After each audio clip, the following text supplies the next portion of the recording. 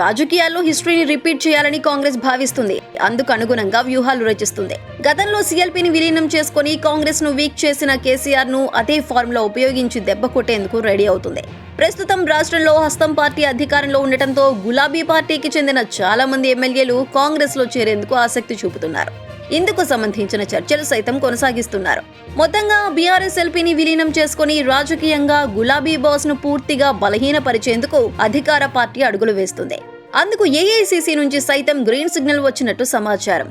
దీంతో పార్టీ మారేందుకు సానుకూలంగా ఉన్న బీఆర్ఎస్ ఎమ్మెల్యేలతో CM Revanth Reddy, deputy CM Bhatti Vikramarka మంతనాలు జరుపుతున్నట్టు తెలుస్తుంది.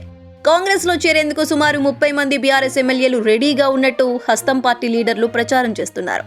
పార్టీలో చేరబోయే ఎమ్మెల్యేలతో సీఎం, డిప్యూటీ సీఎం మంతనాలు జరుపుతున్నట్టు టాక్. ముందుగా గ్రేటర్ హైదరాబాద్ ఎమ్మెల్యేలను చేర్చుకొని ఆ తర్వాత మెదక్, కరీంనగర్ జిల్లాలకు చెందిన ఎమ్మెల్యేలను చేర్చుకోవాలని ప్లాన్ చేస్తున్నట్టు సమాచారం.